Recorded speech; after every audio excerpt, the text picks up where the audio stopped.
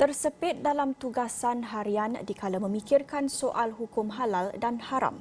Itu realiti golongan penghantar makanan yang terpaksa berdepan dengan isu penghantaran makanan haram. Laporan siri kedua membawakan perincian mengenai soal hukum serta penjelasan pihak terlibat. Mengejar hukum tapi tersepit dalam situasi tugasan. Bila ada makanan non halal yang dah masuk dulu, itu yang kita tak nak. Ada wap dia, ada air dia. Kita tak ada pilihan lain. Apabila tumpah, kita terpaksa samak beg tu. Selalunya kalau ambil daging-daging babi ni, masa accept order tu, kita orang tak tengok menu. Mufti Perlis, Datuk Dr. Muhammad Asri Zainal Abidin menyatakan tugas sebagai seorang penghantar makanan merupakan pekerjaan yang halal. Namun sekiranya ia jelas melibatkan penghantaran makanan haram, maka hukumnya adalah haram.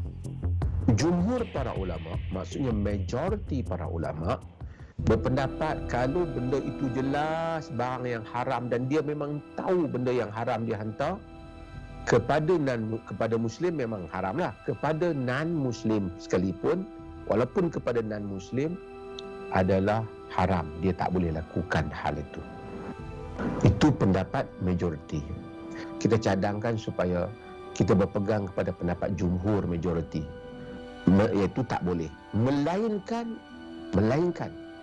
jika seseorang itu di dalam keadaan yang mana dia tak ada pekerjaan pada musim-musim yang susah ni, kalau dia berhenti dah pekerjaan ni, kalau dia tak ambil order tu, dia kena berhenti kerja. Kalau dia kena berhenti kerja, dia tak dapat pekerjaan atau pekerjaan lain, dia dalam kesusahan. Untuk period yang tempoh yang singkat itu ataupun tempoh dalam keadaan susah itu, dia boleh mengamalkan dahulu pendapat mazhab Hanafi. Namun apabila keadaan di mana ruang telah ada pada dia mesti berusaha untuk mengelakkan hal ini. Beliau pada masa yang sama menggesa campur tangan kerajaan dalam memastikan penghantaran seumpama itu tidak melibatkan umat Islam. Maka perlu ada peraturan. Saya meminta sebagai pihak kerajaan menetapkan, kerana benda ini membabitkan sensitiviti masyarakat dan negara ini negara yang agamanya persekutuannya Islam, supaya kita menetapkan Muslim tak hantar makanan yang jelas haram. Kata saya jelas haram. Kalau benda yang tak pasti itu tak apalah, kita taklah kata mesti syarat hantar makanan yang semua ada logo JAKIM. Susahlah macam tu. Tapi kalau benda tu jelas pork umpamanya, tak bolehlah dihantar. Arak umpamanya, tak bolehlah Muslim hantar. Maka kerajaan perlu untuk membuat polisi supaya hal-hal ini boleh memudahkan pekerja-pekerja kita. Kami juga mendapatkan pandangan daripada Foodpanda sendiri mengenai isu ini. Pengarah operasinya Kelvin Chan menyatakan pihaknya telah membuat dua kategori berbeza demi keselesaan penghantar. Untuk rider yang memilih exclusively halal, sistem akan memastikan yang semua order yang disalurkan kepada mereka adalah dari vendor yang disertified halal. Dan tampil menjelaskan isu penolakan komisen, Kelvin menyatakan ia melibatkan beberapa faktor.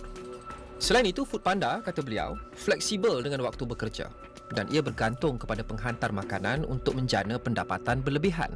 Sebenarnya ditolakkan markah ni, there are few factors yang mempengaruhi rating rider.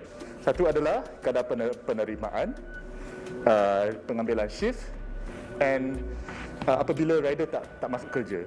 Yang sistem pemarkahan kami membolehkan rider yang nak mengambil lebih banyak shift untuk mendapatkan pendapatan yang lebih. And then for rider from the lower batch, we also understand they like their flexibility.